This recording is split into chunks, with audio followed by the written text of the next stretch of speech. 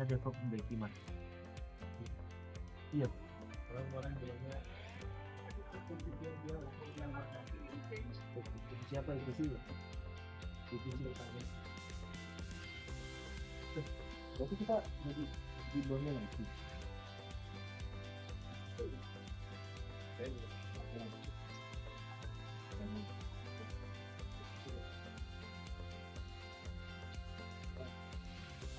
Iya.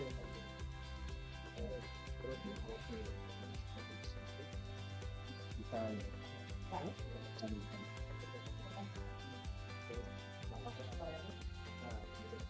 Jadi kita main tunggal.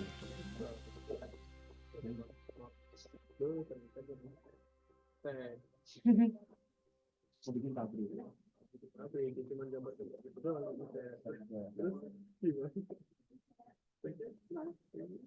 Lalu sebelum dia ngambil sampah, dia lihat ke kamar mandi itu dan pintunya ada membuka sedikit. Cuma nggak tahu dia rasanya tuh kok pengen masuk kamar mandi gitu. Sebenarnya kan nggak pengen kencing, nggak pengen apa-apa. Penasaran gitu, dia ada buka pintu dan ternyata ini ada di situ dalam kamar dan juga ini gitu. Herman lihat, Bang Herman yang ngeliat.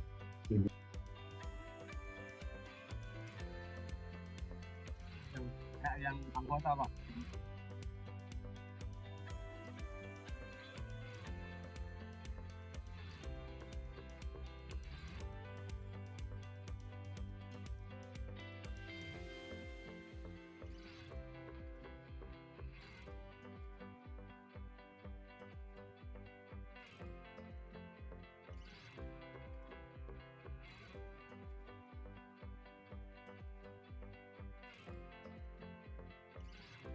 Ini siapa? Ini kita coba.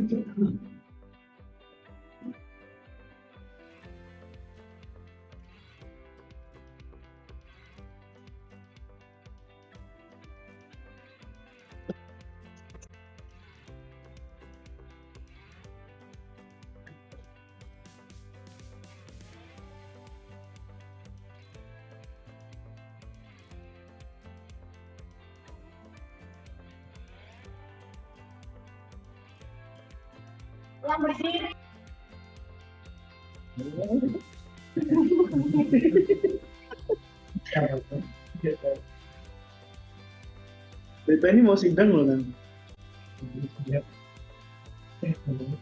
Hari ini mau pakai apa?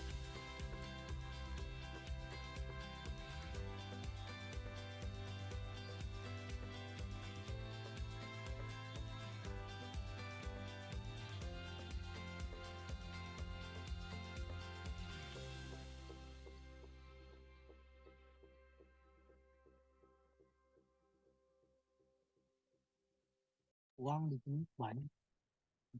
Uang.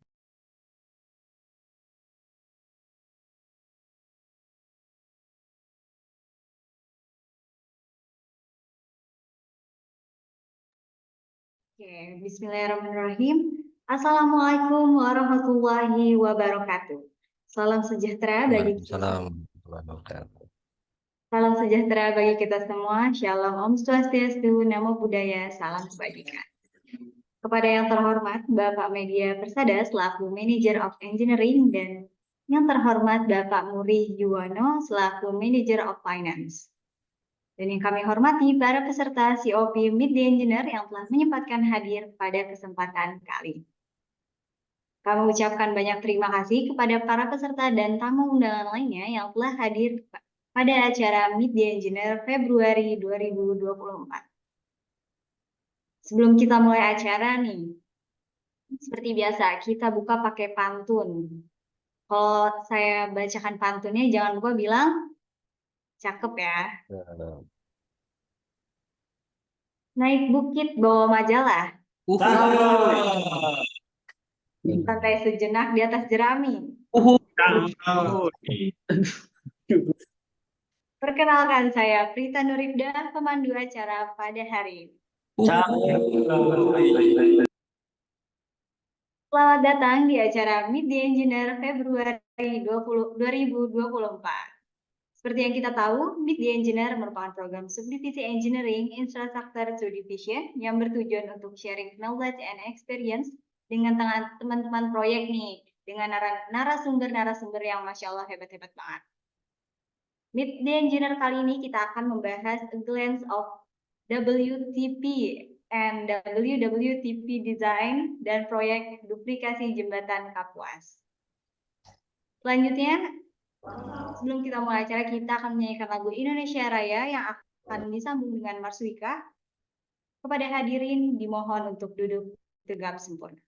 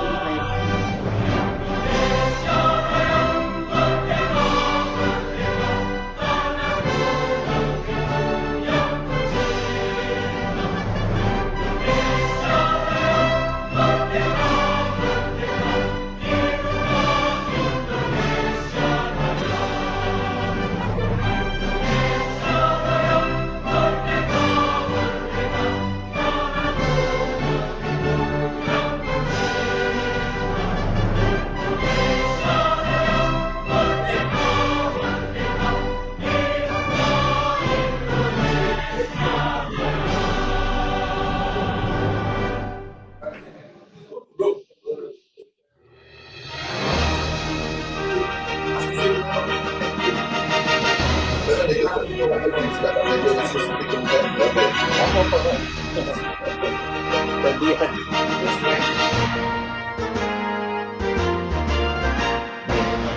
Membangun negeri, kembangkan ilmu dan teknologi, persembahkan karya inovasi, satukan sinergi anak negeri, pelopor yang terkemuka, terbaik mitra yang terpercaya, terus maju hadapi tantangan, impian menjadi kenyataan.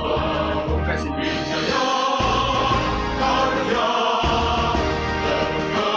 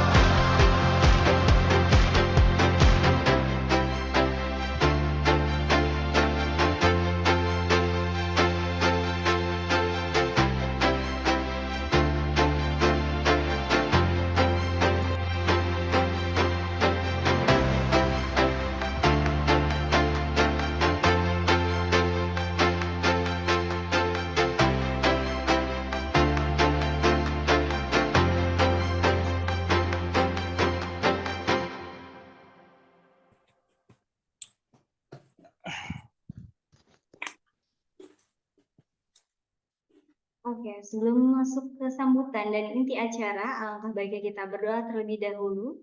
Berdoa dimulai.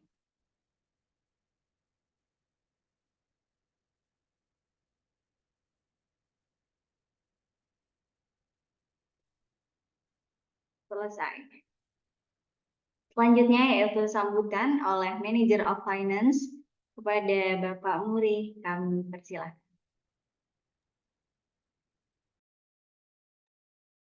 Baik, terima kasih Mbak Prita. Assalamualaikum warahmatullahi wabarakatuh.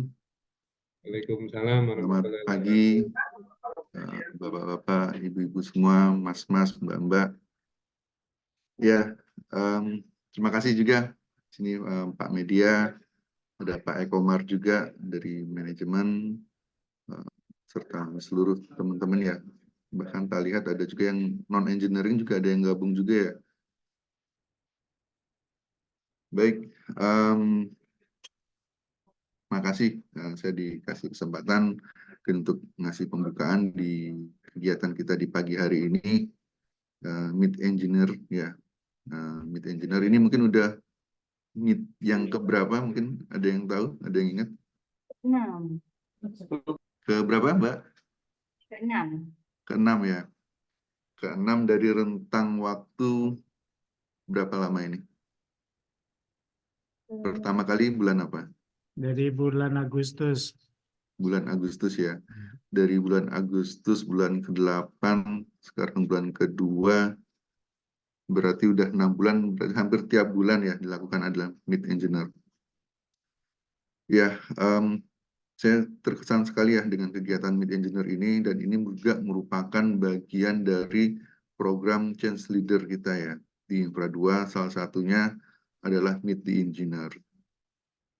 Ini suatu kegiatan yang menginspiratif ya buat saya yang finance ya kan, yang ini merupakan kegiatan yang inspiratif yang mungkin aja dengan ini akan menjadi inspirasi buat nggak cuman engineer, mungkin nanti komersial, teman-teman komersial ataupun surveyor ya juga bisa, bahkan finance juga ini kegiatan yang bisa mewadahi kita ya, mewadahi kita untuk bisa ya saling silaturahmi, tapi nggak cuma asal ngobrol yang nggak ada arahnya.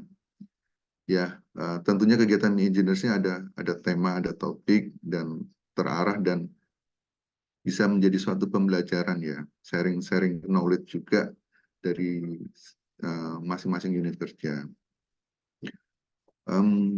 Secara peserta juga makin nambah terus ya, dari tadi awal saya gabung udah 40, sekarang udah di 68.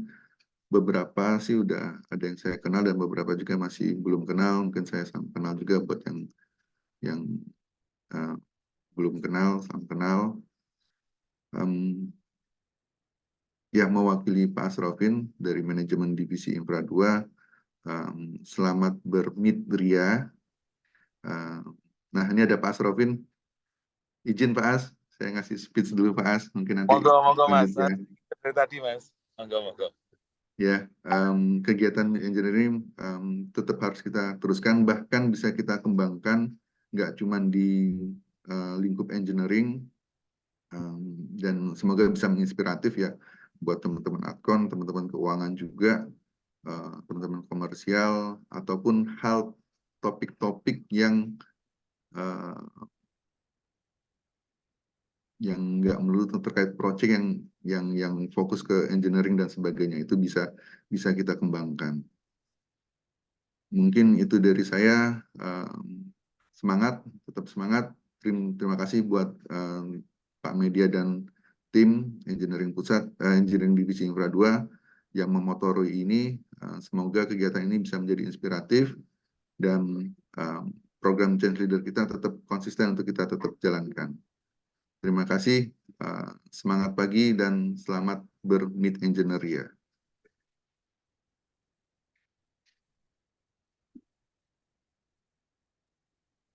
Terima kasih kepada Bapak Muri selaku Manager of Finance yang telah memberikan sambutan pada acara kali ini. Luar biasa ya, betul sekali. Semoga acara Meet the Engineer ini terus berjalan dan bermanfaat bagi kita semua. Sebelum masuk ke acara selanjutnya nih, ada pantun lagi. Jangan lupa bilang cakep ya. Jalan-jalan ke Bekasi. Cakep. Pulangnya ketemu Anjasmara. Cakep. Cakep. Nggak perlu basa-basi, langsung kita masuk ke inti acara. Asik. Materi yang pertama yaitu A Glance of WTP and WWTP Design dengan narasumber Mbak Prita Adriana. Wah, ternyata Mbak Pritanya hari ini ada 2 nih. Dan materi kedua yaitu proyek duplikasi jembatan Kapuas dengan narasumber Pak Hussein Kumaidi yang akan dipandu oleh moderator kita Mas Zainal. Bagaimana Mas Zainal? Mas Zainal sudah siap?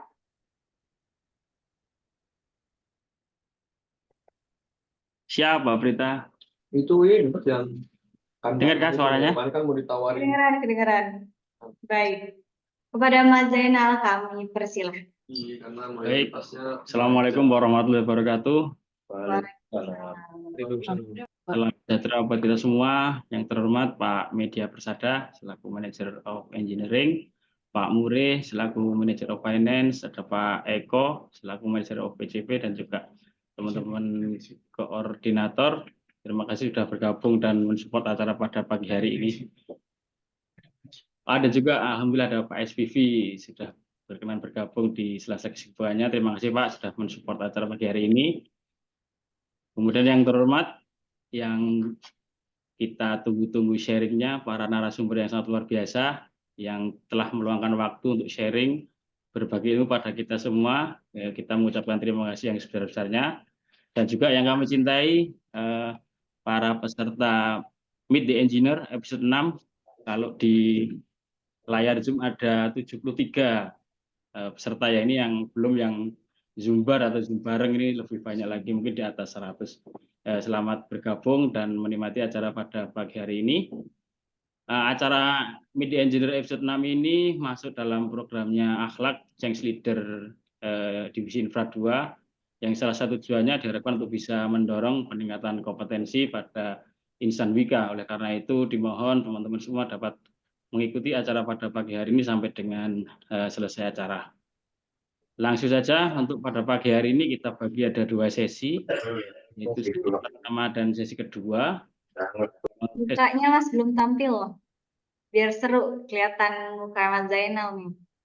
Udah tampil tak? Udah. Oke. Untuk sesi yang pertama yang akan sharing, beliau merupakan Sri Kandi Wika yang sudah bergabung di Wika selama 18 tahun yang lalu, jadi memang sudah kaya akan pengalamannya. Beliau menempuh pendidikan S1 Teknik Kimia di UPN tahun 2002 dan melanjutkan pendidikan S2 di Universitas Indonesia di Energi Sistem Engineering tahun 2021. Sri Kandi Wika asal Banjarmasin ini saat ini menjabat sebagai Koordinator of Process and Process Safety Engineering dan Expert 1 Process and Process Safety Engineering Divisi IPCC.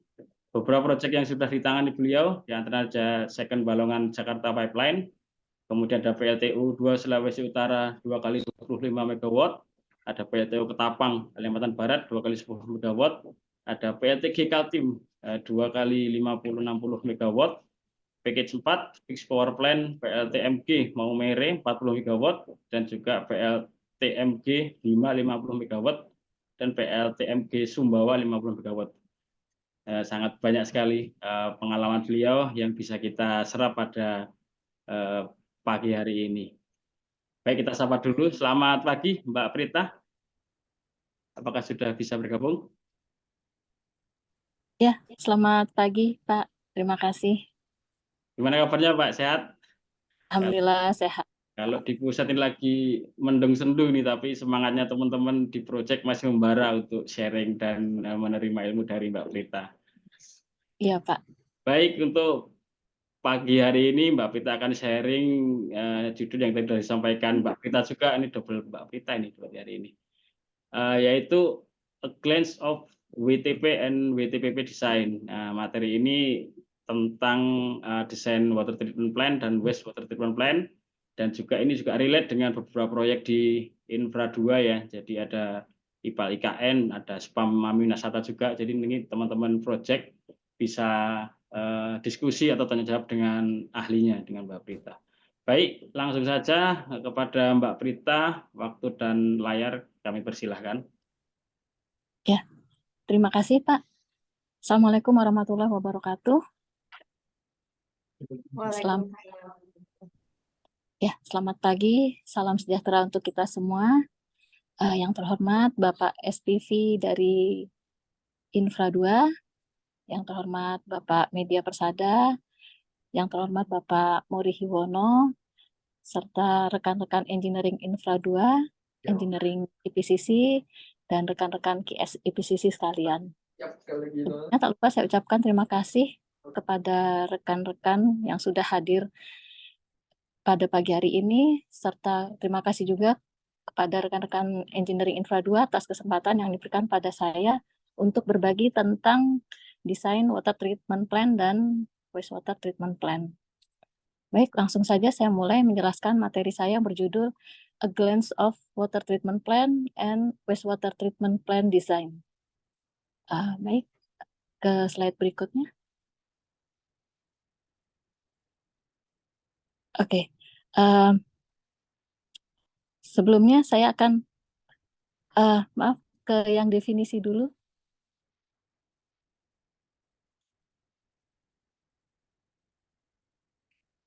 Ya, sebelumnya saya ingin menyampaikan tentang apa sih water treatment plan dan wastewater treatment plan itu.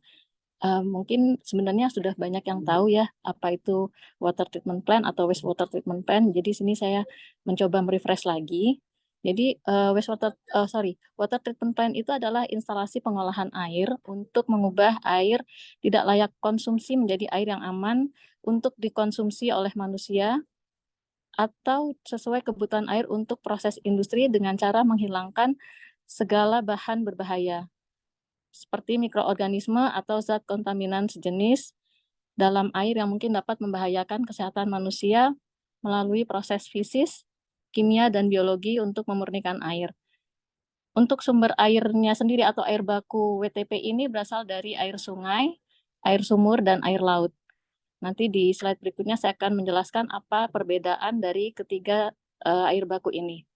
Kemudian untuk wastewater treatment plant ini adalah atau nama lainnya itu adalah IPAL atau instalasi pengolahan air limbah, yaitu merupakan proses pengolahan air limbah untuk menghilangkan zat-zat pencemar, unsur organik, serta mengurangi unsur nitrogen dan fosfor dalam air limbah, agar air yang dihasilkan dapat digunakan kembali dengan aman dan tidak menimbulkan dampak negatif terhadap lingkungan, dan juga merupakan upaya untuk menjaga kualitas air, serta mengurangi dampak negatif terhadap ekosistem perairan.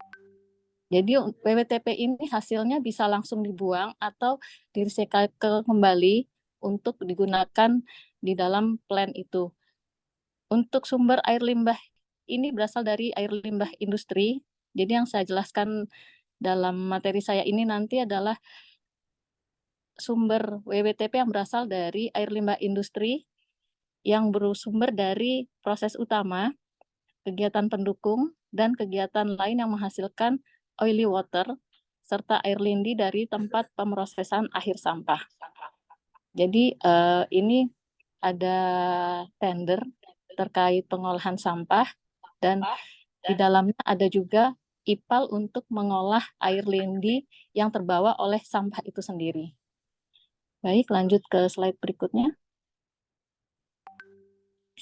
Ya, pertama kita akan masuk ke dalam sesi water treatment plan. Slide berikutnya, Mas. Ya, ini saya akan membahas tentang kualitas air baku.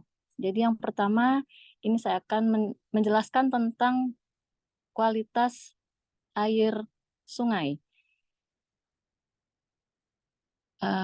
Maaf, Mas, ke kualitas air baku.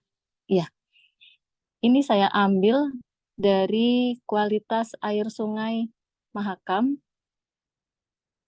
Mas bisa kembali ke slide sebelumnya.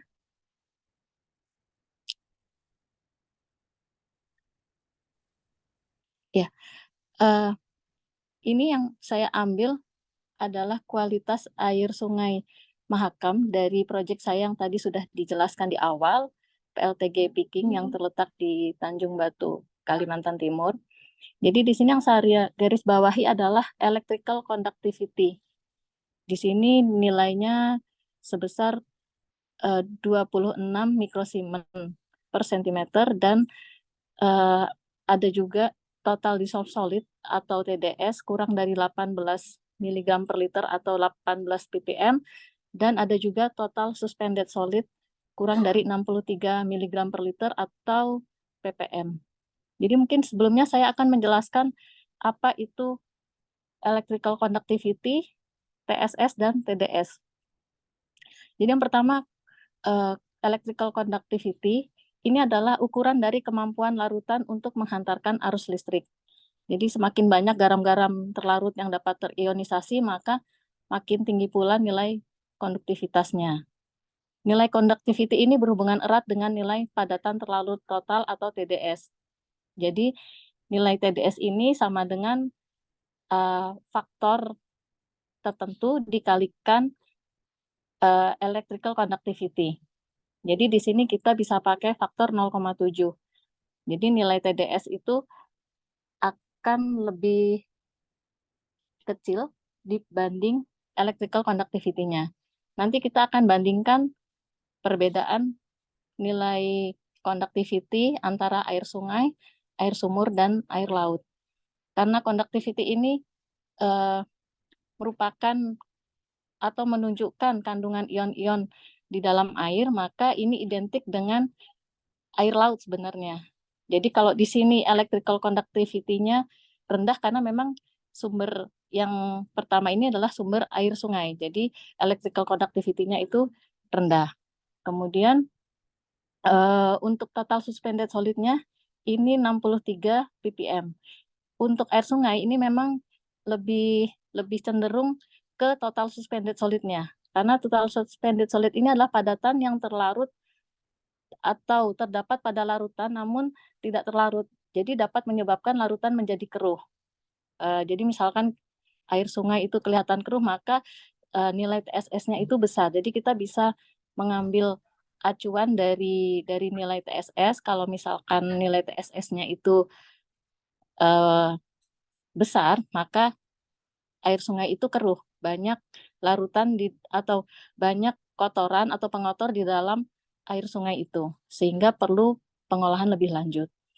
Baik, kita beralih ke air sumur atau deep well. Air sumur atau deep well ini cenderung bersih, tapi kalau di sini saya ambil sampel dari PLTMG Bima. Jadi di sini kita bisa lihat yang saya garis bawahi conductivity-nya ini besar, 1243. Atau kalau dikonversikan ke TDS itu sebesar 870. Ini sebenarnya cenderung ke air laut atau air payau karena memang lokasi PLTMG Bima ini bersebelahan atau berdekatan dengan laut. Jadi air sumurnya cenderung ke arah asin atau payau. Kemudian untuk TSS-nya di sini karena memang air sumur, jadi dia kurang dari 10. Untuk SS ini ada peraturan dari Menteri Negara Lingkungan Hidup, jadi batasan untuk nilai TSS untuk air sumur yang bersih itu maksimum di 150 ppm. Oke, lanjut ke slide berikutnya.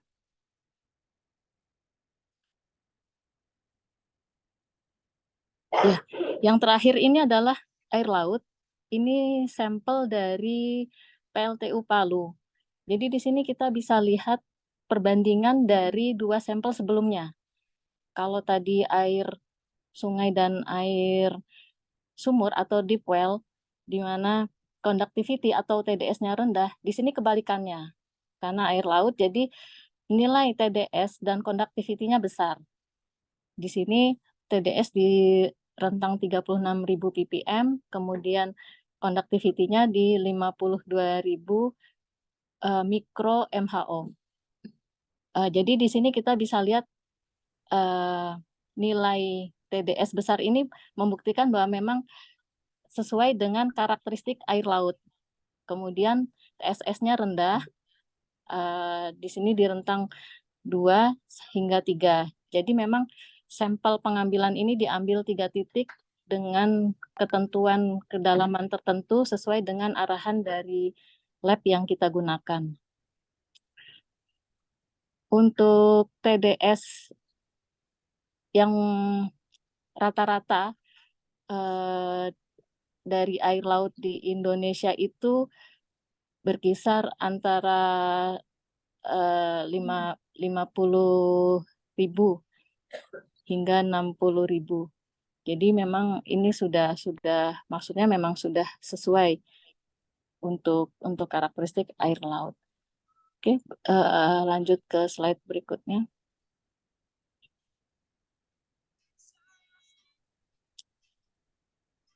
Nah, ini adalah kualitas air olahan. Jadi di sini setelah kita mengenal karakteristik air baku, di sini saya akan menjelaskan tentang karakteristik air produk yang akan dihasilkan oleh water treatment plant. Jadi yang pertama ini adalah air service. Air service ini atau istilah dalam Peraturan Menteri Kesehatan Nomor 32 Tahun 2017 ini adalah untuk keperluan higienis sanitasi. Jadi untuk keperluan perorangan seperti mandi dan sikat gigi, cuci bahan pangan, peralatan makan, dan pakaian. Kemudian hasil dari air service ini sebenarnya bisa digunakan untuk tahapan proses berikutnya, yaitu proses untuk menghasilkan air minum. Jadi untuk standar baku mutunya, di sini yang saya garis bawahi adalah TDS-nya. Jadi kalau tadi misalkan dari air laut sekitar TDS-nya 30.000 sekian, setelah melalui proses tertentu, yaitu desalination, itu akan dihasilkan TDS sebesar 1000 mg per liter atau 1000 ppm. Nah, ini sudah cukup untuk digunakan sebagai air service.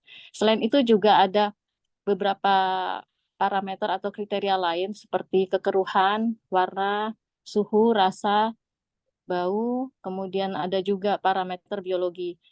Tapi yang di-highlight di sini adalah TDS-nya. Jadi setelah proses pengolahan air, kita harus pastikan bahwa TDS sebesar 1000 ppm ini dapat tercapai. Baik, ke slide berikutnya. Ya, yang kedua, saya akan membahas tentang kualitas air olahan untuk air minum. Jadi kalau tadi kita menggunakan standar yang berbeda untuk air service, untuk air minum kita menggunakan Peraturan Menteri Kesehatan Nomor 492 Tahun 2010. Di sini juga yang saya highlight adalah TDS-nya sebesar 500 mg per liter atau 500 ppm. Memang seperti yang air service sebelumnya, ada juga parameter-parameter lain, tapi yang harus diperhatikan di parameter ini adalah TDS-nya. Jadi kalau tadi di air service itu TDS-nya 1000 ppm, untuk air minum ini lebih kecil lagi, yaitu 500 ppm. Untuk karakteristik yang lain juga sudah diatur untuk bau, warna, kemudian rasa, suhu, ada juga parameter kimiawi, parameter kimia, dan parameter mikrobiologi. Nanti bisa dilihat sendiri persyaratan lengkapnya di Permenkes yang saya sampaikan ini. Baik, ke slide berikutnya. Nah, yang ketiga ini adalah air demin. Mungkin untuk teman-teman infra yang sudah pernah punya pengalaman di project spam ya, itu kualitas airnya hanya sampai air minum dan air service. Nah, kalau untuk di industri, untuk keperluan make up atau pengisian boiler, itu digunakan kualitas air demin. Selain untuk make up boiler juga digunakan untuk make up close cooling water system. Jadi di sini kita menggunakan persyaratan dari manufaktur boiler. Persyaratan ini harus dipenuhi karena nantinya akan mempengaruhi performance garansi yang sudah kita ajukan ke klien. Jadi di sini ada 4 kriteria yang saya ambil dari dokumen kontrak PLTU Palu 3. Yang pertama ini adalah dissolved silika kurang dari 0,015 ppm, kemudian conductivity level kurang dari 0,2 mikro mho per cm, kemudian pH level antara 7 hingga 8, dan suhunya kurang dari 40. Jadi kalau tadi dari 1000 ppm untuk service water, kemudian dikurangin lagi untuk air minum menjadi 500 ppm, di air demin kita kurangin lagi kadar mineral atau ion-ionnya menjadi kurang dari 0,2. Nah, ini nanti peralatan apa yang bisa mencapai persyaratan dari boiler manufaktur ini akan saya jelaskan berikutnya. Baik, lanjut ke slide berikutnya. Nah, ini saya akan sampaikan tentang water balance dari water treatment plant dengan sumber air laut. Sebenarnya lebih baik kalau pakai proses flow diagram ya, atau block diagram. Tapi karena prosesnya banyak, jadi supaya bisa tercapture dalam satu slide, maka di sini saya menggunakan water balance. Sebenarnya hampir mirip dengan proses flow diagram atau block diagram, hanya saja di water balance ini kita sudah bisa melihat flow dari masing-masing arus dari satu sistem ke sistem lainnya atau dari satu peralatan ke peralatan lainnya. Baik, saya mulai. Untuk seawater ini dari intake water tentu saja dari laut, kemudian lanjut ke chlorination, kemudian masuk ke pre-treatment water plant.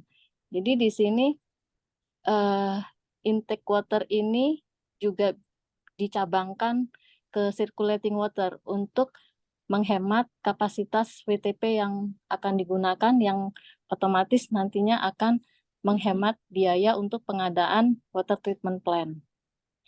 Oke, dari pre-treatment, mungkin saya jelaskan dulu pre-treatment itu apa. Jadi pre-treatment itu adalah proses pengolahan sebelum masuk ke tahap lebih lanjut. Jadi di sini peralatannya bisa berupa multimedia filter, kemudian sand filter, activated carbon filter, atau bisa juga berupa clarifier, tergantung dari sumber air yang digunakan. Karena ini sumber airnya adalah air laut, jadi kita bisa menggunakan multimedia filter saja. Kemudian masuk ke desalination plant. Karena tadi saya jelaskan air laut itu mengandung konduktivitas yang tinggi.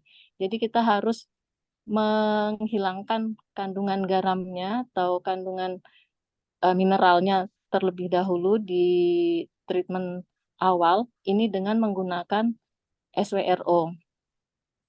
Hasil SWRO ini bisa menghasilkan TDS di bawah 500 ppm. Kemudian lanjut ke tahap berikutnya, masih di dalam blok desalination plant, ini adalah BWRO. Jadi BWRO ini bisa menghasilkan air dengan TDS antara 50 hingga 500, bahkan beberapa case ada yang bisa di bawah 100 ppm, tergantung pada air baku dan peralatan BWRO yang digunakan. Kemudian lanjut ke di sini ada raw water tank untuk menampung air bersih dari BWRO. Jadi keluaran BWRO ini sudah menjadi service water. Nah, di sini kita bisa lihat distribusi dari service water itu kemana saja. Yang pertama ke Demin Water Plant, kemudian service water distribution untuk bersih-bersih, kemudian ada juga untuk potable atau untuk air minum, kemudian untuk domestic water, kemudian untuk coal and ash suppression, kemudian ada juga untuk bottom ash, dan fly ash spray system, dan yang terakhir ini untuk fire water. Nah, demin water plant yang tadi saya sampaikan, di mana hasil akhirnya adalah air demin.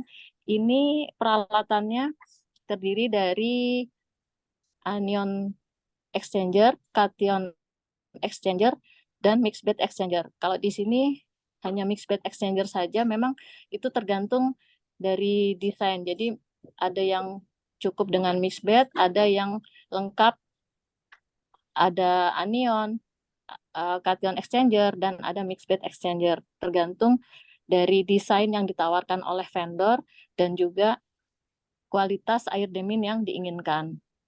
Kemudian ditampung di dalam demin water tank untuk kemudian didistribusikan ke boiler untuk make up boiler, kemudian make up steam loss, kemudian tadi yang saya sampaikan juga untuk make up close cooling water system, untuk chemical injection system, dan vacuum pump make up.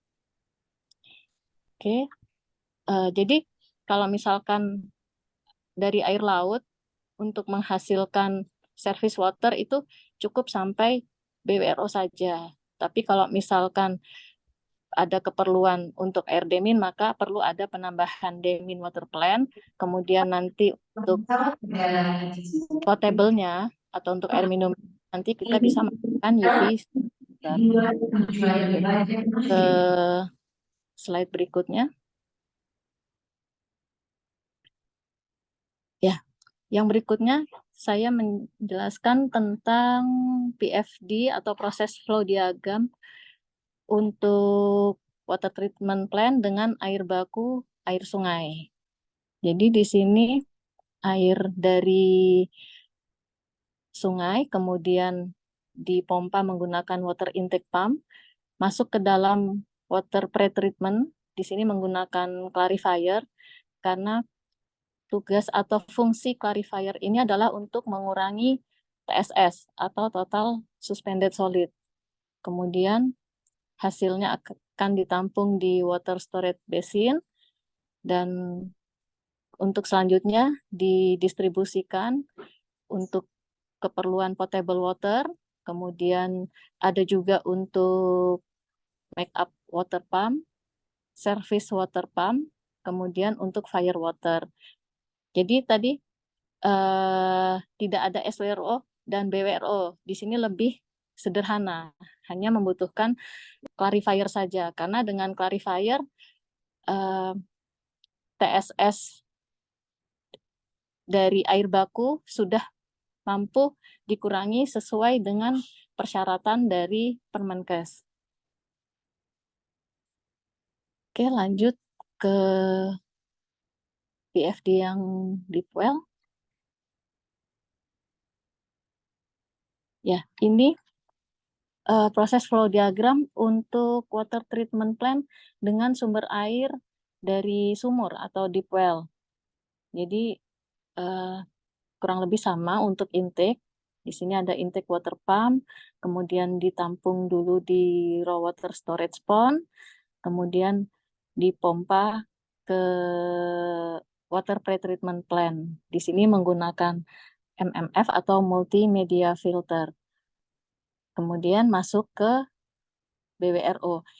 Nah, sebenarnya kalau deep well-nya itu murni, tidak ada tercampur air laut atau air payau, maka cukup water pretreatment saja sebenarnya, karena airnya itu sudah cukup bersih. Tapi karena tadi saya menyampaikan posisi sumur ini berdekatan dengan laut, maka perlu ada sistem BWRO atau brackish water reverse osmosis. Jadi untuk mengurangi TDS untuk deep well ini tadi saya ambil case dari PLTMG Bima, di mana TDS air baku itu sekitar 870 ppm.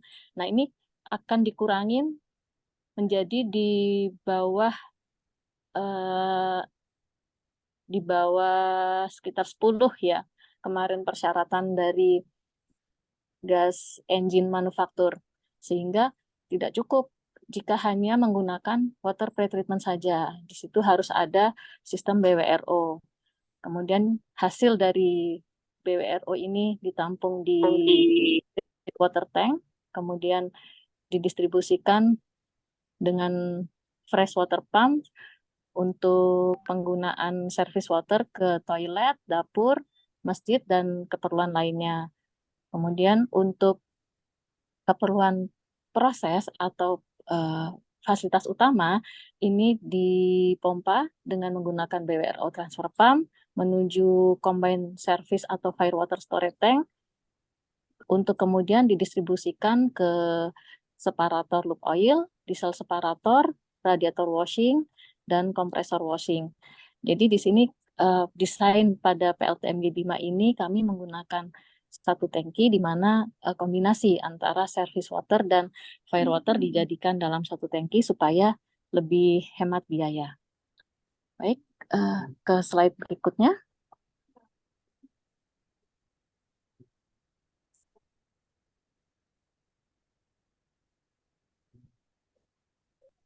Ya, tadi saya sudah menyampaikan tentang water treatment plan. Sekarang kita masuk ke sesi wastewater treatment plan atau pengolahan air limbah atau bisa juga kita singkat dengan IPAL. Baik, ke slide berikutnya. Nah, ini saya menggunakan referensi kualitas lindi atau air limbah yang kemarin kami gunakan sebagai basis desain untuk mendesain IPAL atau WWTP untuk tender RDF Rorotan Jakarta.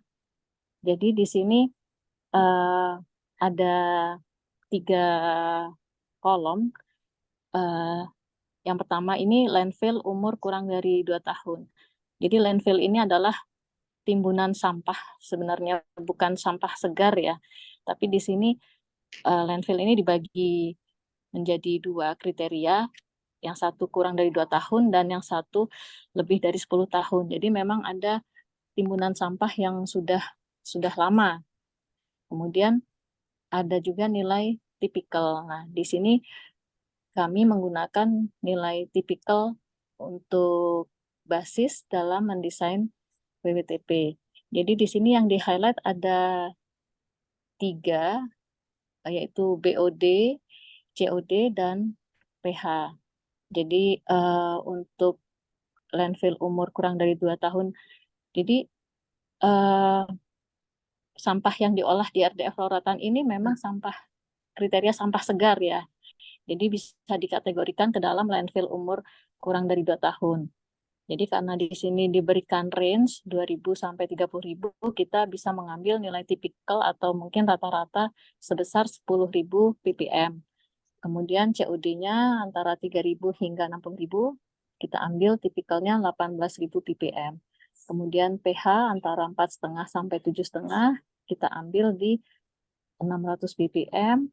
Dan ada juga nilai TSS antara 200 sampai 2.000, kita ambil di nilai tipikalnya 500. Baik, ke slide berikutnya.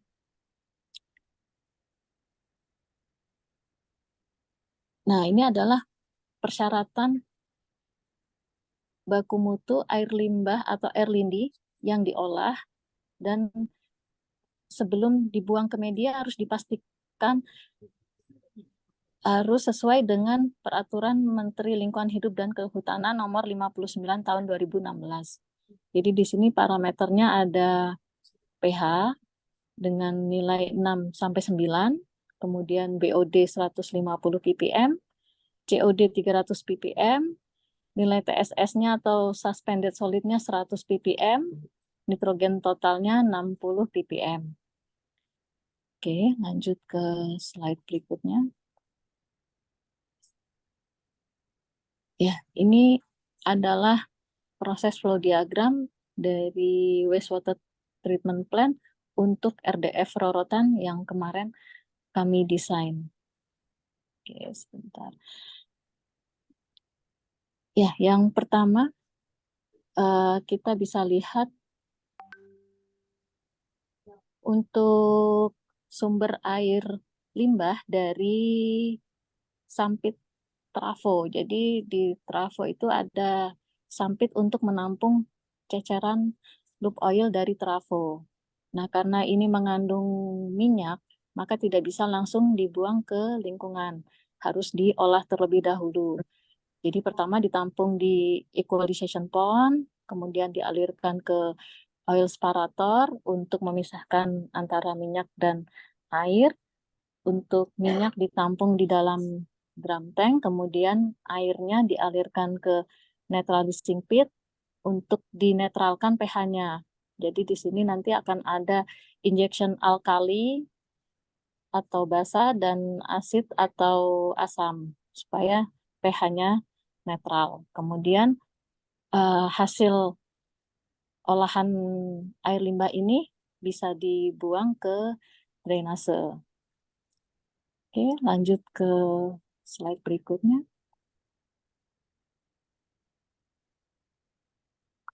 Ya, ini adalah proses flow diagram untuk WWTP atau pengolahan air lindi dari air yang terbawa oleh sampah yang masuk ke dalam plant RDF Rorotan. Jadi sampah yang masuk itu pasti mengandung kadar air yang cukup tinggi, apalagi misalkan pada saat musim hujan, sehingga air yang terbawa itu harus diolah sebelum dibuang ke lingkungan.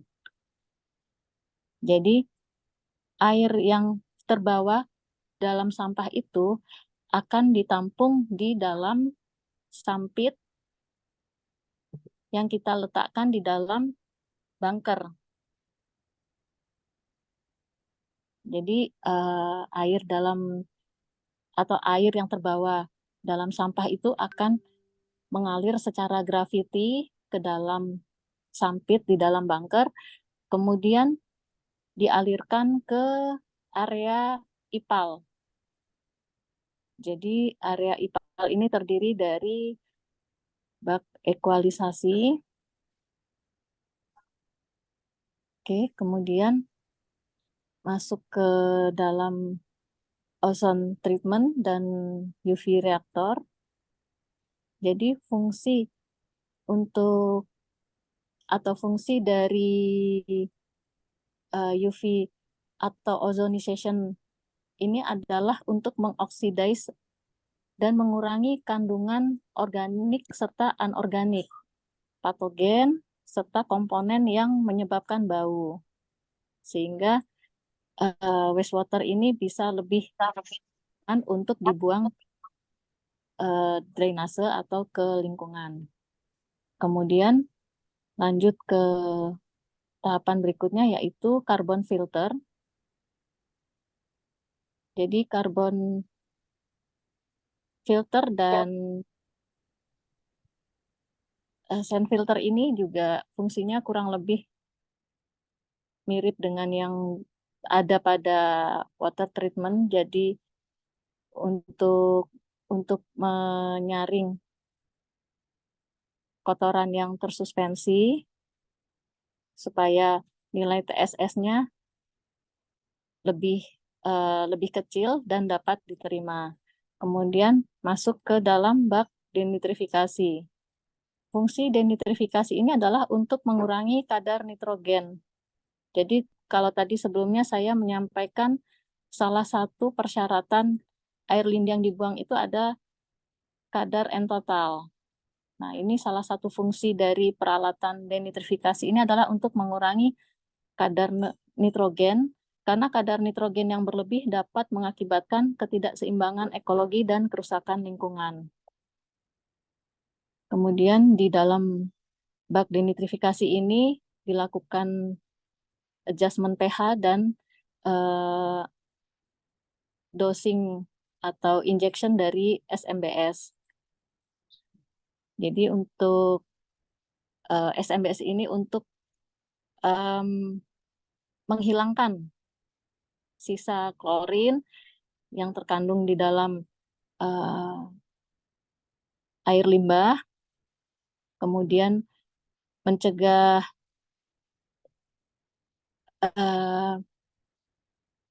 atau melakukan disinfection terhadap air yang dihasilkan. Jadi supaya air yang dihasilkan ini tidak berbahaya untuk lingkungan, serta mengurangi kadar hidrogen sulfit juga yang menyebabkan bau dan menyebabkan korosif pada peralatan. Kemudian masuk ke bak aerobik. Jadi aerobik ini atau bak aerobik ini didesain untuk aerasi. Jadi memang membutuhkan kehadiran oksigen untuk mengurangi mikroba atau pertumbuhan mikroorganisme dengan cara memasukkan oksigen ke dalam bak sehingga bisa mengontrol pertumbuhan bakteria dan mengurangi polutan di dalam air limbah. Kemudian lanjut ke anaerobic ponds.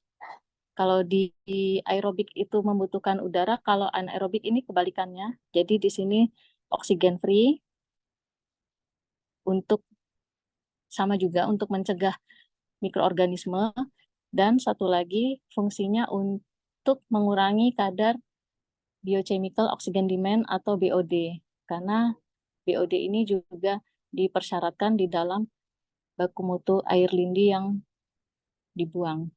Kemudian masuk ke lamella clarifier, ini juga fungsinya untuk mengurangi TSF. Kemudian masuk ke bak efluen dan hasilnya bisa dibuang. Untuk sludge dari clarifier ini ditampung untuk dibuang juga. Jadi hasil akhirnya ini sudah bersih, tidak ada sludge dan tidak ada polutan yang lain, sehingga aman untuk dibuang ke lingkungan. Baik, yang terakhir masuk ke kesimpulan dan saran.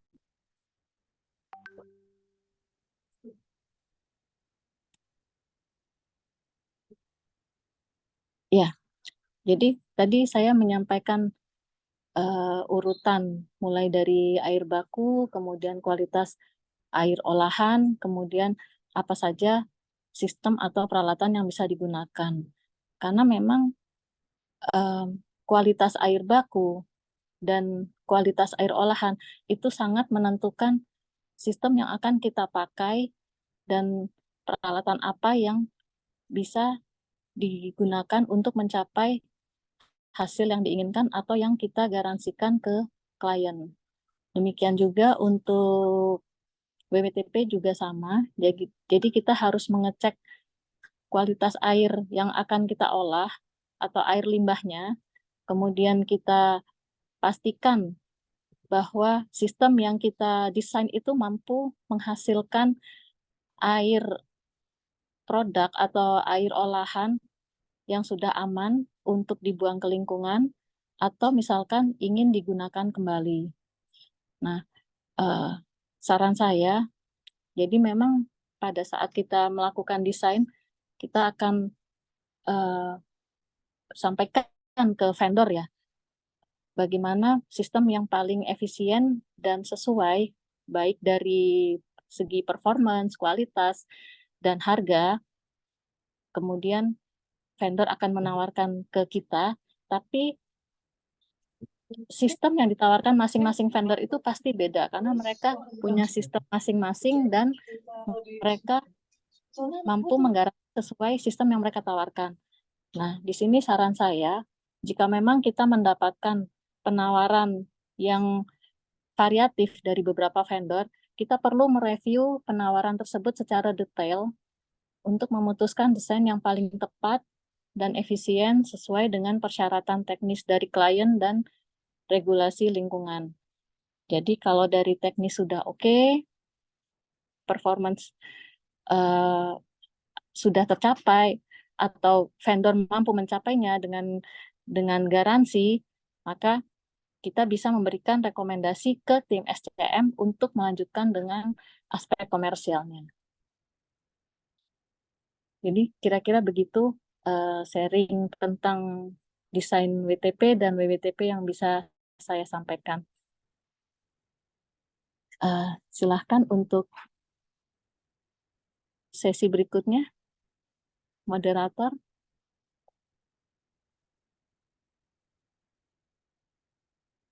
Pembahasan kita pada terima kasih Mbak Vita atas sharingnya, sangat dalam sekali ya pembahasan atau sharing kita pada pagi hari ini. Kalau di Infra 2 biasanya kita tahunya itu pasang pipa, kemudian bikin jaringan, tapi ini lebih dalam lagi gimana cara kita menghasilkan air baku maupun air limbah sesuai dengan persyaratan.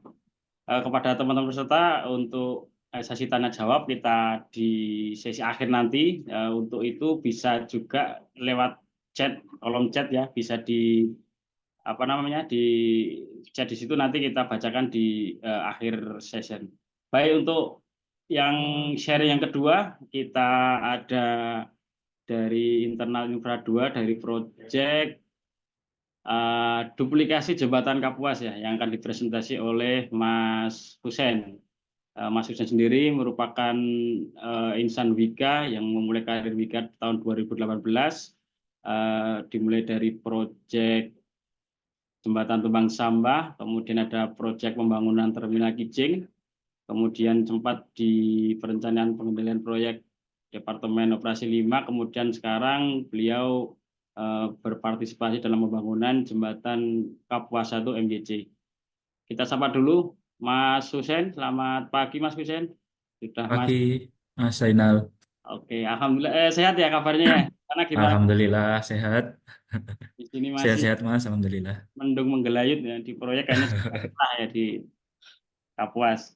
Alhamdulillah cerah di proyek akhir-akhir ini. Langsung saja kepada Mas Husen, waktu dan tempat kami persilakan. Ya. Assalamualaikum warahmatullahi wabarakatuh. Selamat pagi semua kawan-kawan dari Wika.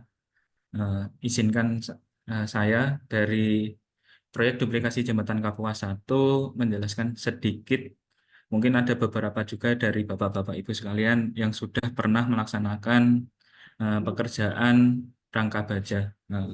Jadi saya mungkin hanya mengulas lagi atau mereview ulang dari metode-metode rangka baja yang sudah pernah dilakukan. Berikut untuk ulasan dari proyek kami. Yang pertama yaitu dimulai dengan data umum proyek. Proyek kami posisinya tepat berada di tengah kota Pontianak dan berada persis di sebelah dari jembatan Kapuas 1 yang sudah dibangun sejak tahun 1982. Kemudian untuk pengguna jasanya yaitu dari Kementerian PUPR, kemudian konsultan pengawas yaitu PT Yodhya Karya, kemudian penyedia jasa dari PT Wijaya Karya, kemudian sumber dananya menggunakan APBN murni dari tahun 2022 hingga 2024. Untuk proyek sekarang sudah mengalami adendum hingga 6 kali sejak mulai proyek, mulai dari perubahan personil, kemudian ada balance budget atau perubahan dari MC0, kemudian ada perubahan nilai kontrak yang terjadi pada adendum 3 yang bertambah dari 250.685 juta berubah menjadi 267.385.265.265 rupiah. Kemudian hingga sekarang untuk yang terakhir, alhamdulillah per kemarin sudah ditandatanganin untuk adendum 06 dengan tambahan nilai kurang lebih 8,3 miliar menjadi 275.745.662.000. Kemudian untuk jenis kontraknya merupakan unit price dengan cara pembayaran monthly certificate dengan masa pelaksanaan total 580 hari kalender dimulai dari 16 Agustus 2022 hingga 17 Maret 2024. Sedangkan untuk masa pemeliharaannya yaitu 1 tahun dimulai dari 18 Maret 2024 sampai 17 Maret 2025. Kemudian ini perkenalkan Pak, Bapak Ibu sekalian untuk struktur organisasi kami. Untuk manajer proyek ada Bapak Wira Utama, sedangkan saya berada di Kasigi ATC. Jadi kemungkinan nanti untuk presentasi yang saya sampaikan bukan hanya terkait dengan engineering, tapi agak sedikit masuk ke quality juga, karena memang quality di sini untuk rangka baja ini saling keterkaitannya dengan kebutuhan engineering. Kemudian HSE dari Pak Sabirin, ada Pak Sabirin, kemudian ada Kasih Komtek yaitu Bapak Puji Rajo, kemudian pelaksana utama yaitu Bapak Susanto, kemudian Kasih Keuangan dan HC yaitu Bapak Yusron Hudan. Ini sedikit tentang layout dari pekerjaan kami yang untuk proses untuk sekarang ini. Di sini ada beberapa area. Yang pertama adalah Pelslab, kemudian ada pekerjaan rangka baja yang dimulai dari A1 dan P1. Ini lokasinya berada di area sisi Tanjung Pura. Kemudian ada yang berada di tengah sungai, yaitu dari A1 hingga A2 menggunakan struktur rangka baja. Kemudian untuk selanjutnya untuk sisi Tanjung Raya ada Pelslab lagi. Kemudian ini untuk intermezzo saja, di proyek kami sudah menggunakan BIM hingga 5D, dan memang alhamdulillah memang pada waktu awal karena BIM ini kita dapat penambahan omset hingga kurang lebih 12 miliar. Yang pertama karena adanya clash detection di area Pelslab, di area operating bunan seperti yang dilihat berada di kiri, di gambar yang sebelah kiri, di mana area timbunan ini mengenai badan jalan dari jalan existing. Kemudian ini dirubah menjadi struktur Pelslab. Kemudian dan area yang berada di area rangka baja bisa dilihat untuk elevasinya yang awal ini hanya dari muka air hanya memiliki clearance 8 meter, kemudian disamakan dengan yang existing yang seperti yang berada di sebelah kanan ini menjadi 12,9. Ini menambahkan nilai omset kontrak sebesar 1,4 miliar.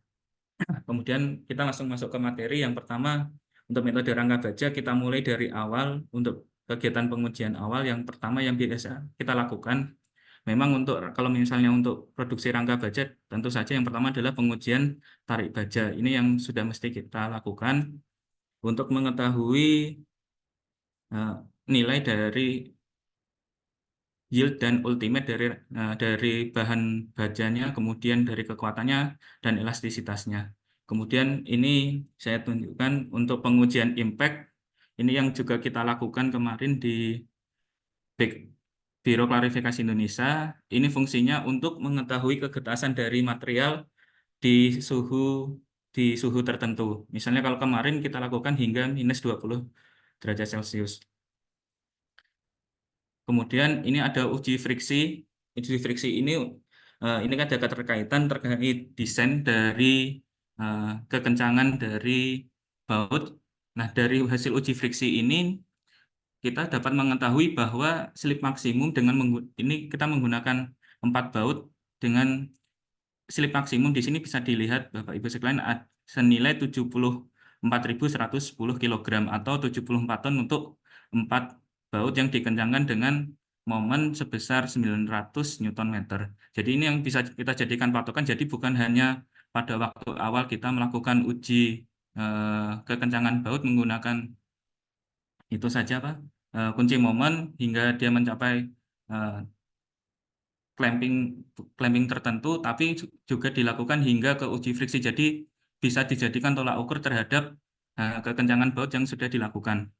Karena ini memang sangat penting, biasanya karena memang di jembatan itu seringnya yang dilakukan memang hanya uji torsi, sehingga apabila dilakukan torsi, misalnya kita menggunakan torsi 1020 dipatok di 1025, tetapi kemudian di sana mungkin memang bautnya masih kuat dan itu memang landing force-nya tinggi, tapi ada kelemahan di sana yaitu plat yang dijepit tadi karena pengencangan baut yang tinggi itu menjadi lebih pipih, yang itu dapat mengurangi dari luasan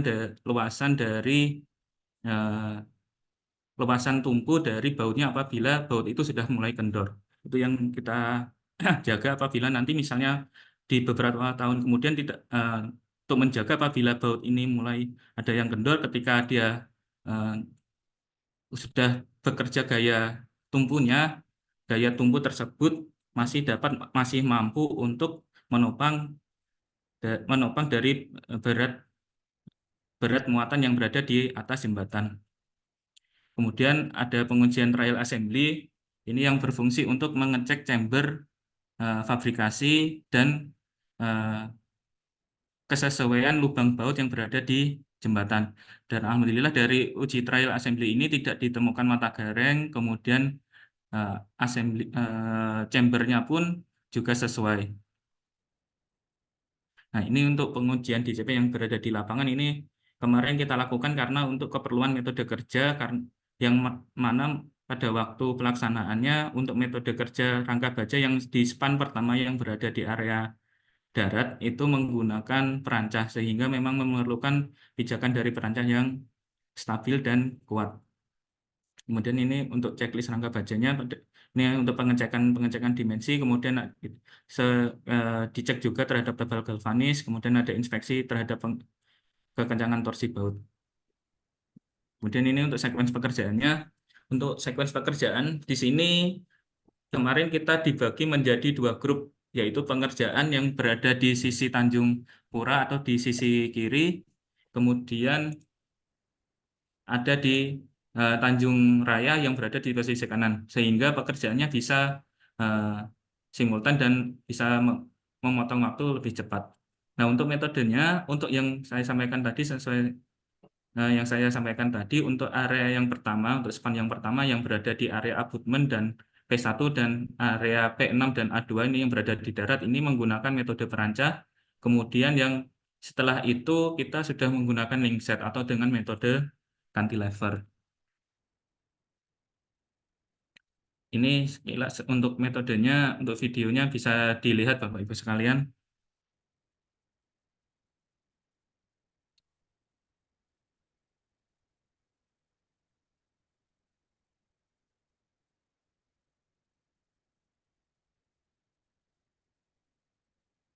Ini untuk metode yang berada di darat, jadi kita dirikan dulu beberapa shoring, dan yang mana shoring-shoring itu sudah bertumbuh di atas bed stressing.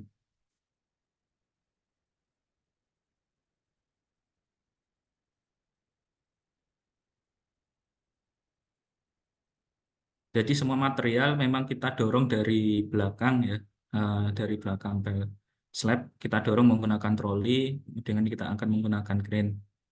Untuk yang di area darat nanti, yang selanjutnya untuk yang di area sungai yang untuk span selanjutnya sudah menggunakan link set, sehingga hanya yang bekerja yaitu dengan menggunakan portal.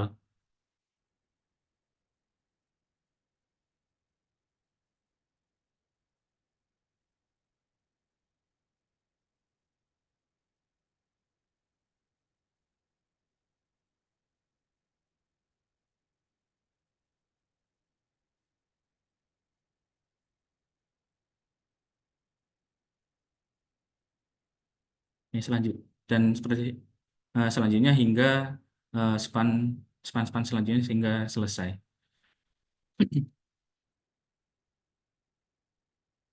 Dan ini untuk metode penurunannya untuk awal memang posisinya memang harus diganjal. Kalau dengan seperti ini dengan balok kayu, tapi di lapangan untuk posisi bawah ini sudah menggunakan hard beam. Dan untuk penurunan kemarin kita tidak menggunakan 1 dongkrak saja, tapi menggunakan 2 dongkrak.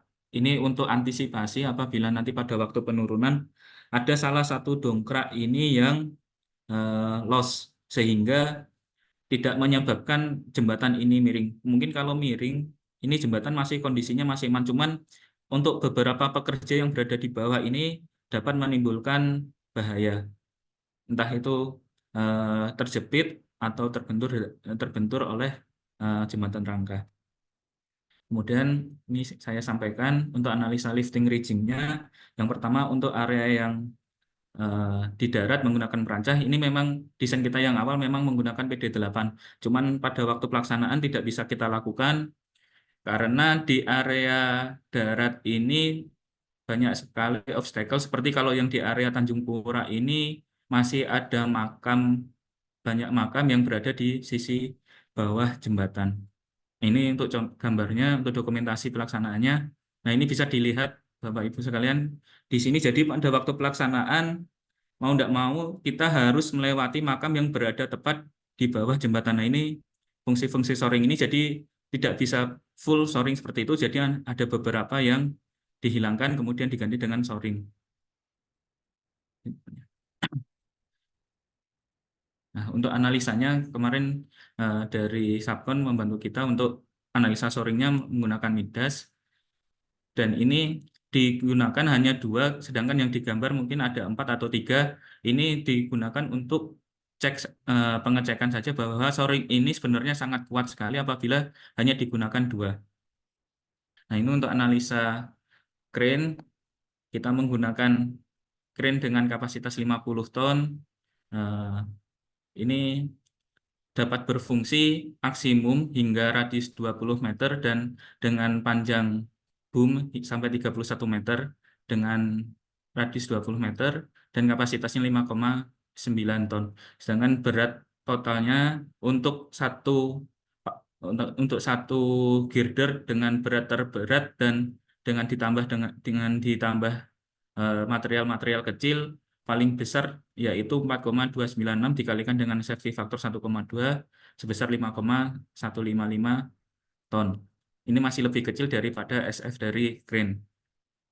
Dan ini untuk lifting plan-nya kita sampaikan untuk area radiusnya ini dibuat 1,5 meter dari P1 dengan radius hingga 20 meter. Ini dapat menjangkau hingga span selanjutnya. Dan memang pada waktu span selanjutnya ini mungkin masih belum menggunakan linkset, masih menggunakan crane. Ada beberapa setelah itu baru menggunakan linkset. Sedangkan ini untuk kemarin analisa untuk span terjauhnya yang bisa dijangkau oleh crane dan tidak menghalangi boom ini tidak menghalangi dari pekerjaan rangka. Didapat bahwa radiusnya hingga 28 meter dengan boom 31 dengan beban 3,3 ton. Kemudian ini untuk analisa terhadap riggingnya. Kemarin kita menggunakan sling dengan kapasitas 4 ton. Kita cek terlebih dahulu dengan 4,296 dengan total ini dengan dililit dengan dibuat seperti ini dengan sudut 60 dan metode pengikatan choker hitch seperti ini. Dianalisa untuk tegangan slingnya mulai dari sini dulu, mulai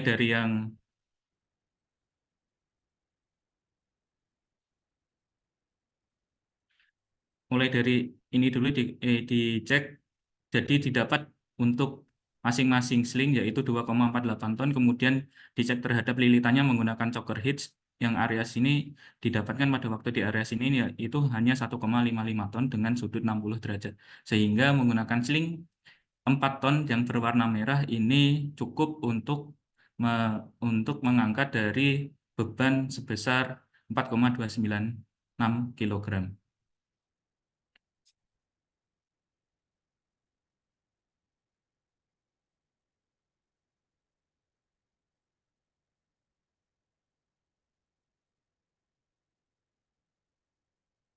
Dan ini untuk analisa terhadap pijakan crane.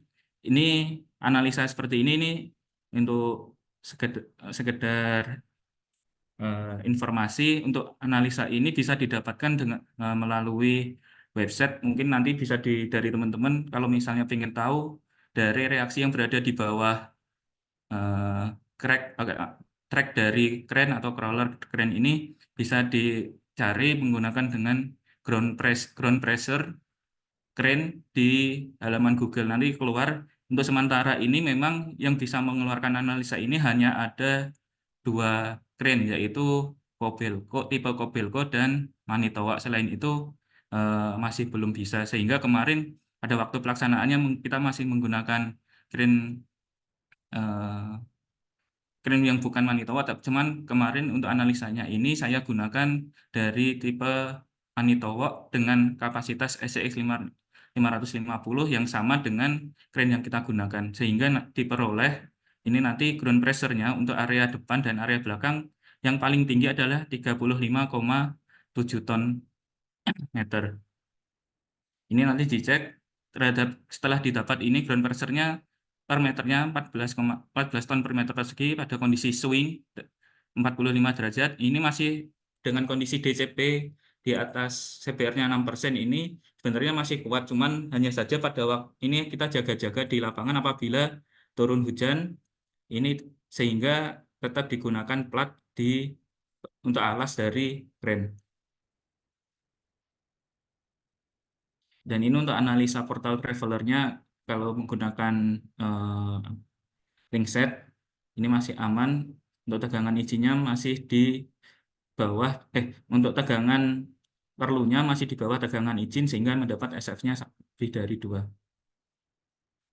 Dan ini untuk analisa link setnya sendiri kemarin kita analisa dengan adanya beban rel dan beban di ujung sebesar 5 ton yang berada di masing-masing atas ini yang berada di portal dengan date-nya kita perbesar jadi 1,3 ini untuk menyesuaikan beban yang berada di analisa sub ini dengan beban sesungguhnya, beban realnya terhadap sambungan dan lain-lain sehingga ada pengalih di sisi 1,3 dan live-nya masih menggunakan 1. Sehingga diperoleh analisa rasionya untuk struktur sekunder yaitu yang paling besar memang di stringer yaitu untuk struktur sekundernya sebesar 0,866 dan bottom code-nya di area bawah ini 0,561 dengan rasio maksimumnya kurang dari 1 sehingga masih aman. Sedangkan untuk sesi faktornya ini di area stringer masih sangat besar yaitu 1,85 untuk struktur sekundernya dan bottom code-nya sebesar 2,85 untuk struktur utamanya. Kemudian kita cek terhadap setelah itu kita pengecekan terhadap letak titik beratnya, apakah titik berat ini sudah berada di span selanjutnya atau masih berada di span sebelumnya. Kalau misalnya titik berat ini sudah berada di span selanjutnya, berarti kondisinya ini sudah tidak aman sehingga jembatan ini sudah terjadi guling terhadap ke depan atau ke span selanjutnya. Nah, di posisi ini masih didapatkan senternya, posisi center X-nya yaitu 58,22569 atau masih berada di span sebelumnya. Jadi masih kondisinya aman meskipun di sini tanpa menggunakan counterweight. Tetapi di lapangan pelaksanaannya untuk jaga-jaga apabila ada beban kejut atau ada beban tambahan, ini di belakang tetap ditambahin dengan counterweight. Kemudian terhadap sumbu setnya dia berada di atas dari bawah sebesar 2,67 ini masih aman karena masih di bawah setengah dari tinggi total rangka baja, yaitu kalau total tinggi rangka baja yaitu yang di sini berada di 6,5 meter, jadi rata-ratanya 3,25, jadi ini masih di bawah 3,25 sehingga kondisinya aman dan kemungkinan untuk terjadi buckling itu masih kecil. Kemudian untuk pengecekan deformasi rangka baja, ini kemarin kita cek terhadap deformasi rangka bajanya untuk alaminya memang hanya 108,4 mm. Ini masih kecil dari rencana L/300 atau 200 mm. Selain itu, setelah kita cek, untuk kita lanjutkan untuk metode keselamatan kerja. Tentu pada waktu pelaksanaan dari segi engineering tidak boleh mengenyampingkan dari safety, sehingga memang safety ini kemarin harus dibantu dari engineering untuk menyesuaikan lokasi-lokasi dan analisanya. Ini untuk akses keluar masuk sisi Tanjung Pura, ini sudah dibuatkan aksesnya dengan simbol-simbol dan di lapangan dilakukan dengan menggunakan Scotland. Nah, ini bisa dilihat untuk akses keluar masuk ada di sisi kanan dan sisi kiri troli untuk material dan live line ini dibuat dengan tinggi 750 mm dan untuk posisi live line berada di sisi atas dan sisi bawah. Ini untuk metodenya pada waktu pemasangan mulai dari jadi ketika dia untuk memasang di area yang baru, ini posisi live line ini ketika orang berjalan di bottom code, ini ada live line yang digantungkan di tepi, sehingga untuk body harness itu bisa dicantolkan di lifeline ini.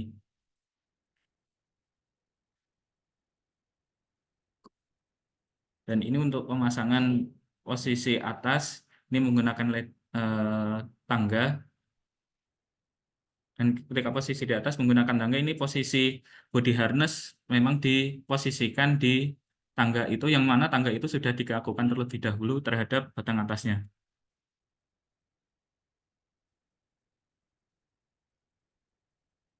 Ini untuk pemasangan cross girdernya, untuk posisi lifeline-nya posisi berada di tepi seperti ini, sehingga pada waktu pelaksanaan orang yang memasang ini selama pemasangan orang tersebut kondisinya dalam kondisi aman, karena lifeline ini dapat menjangkau semua lokasi kritikal pada waktu pemasangan untuk menghindari orang terjatuh.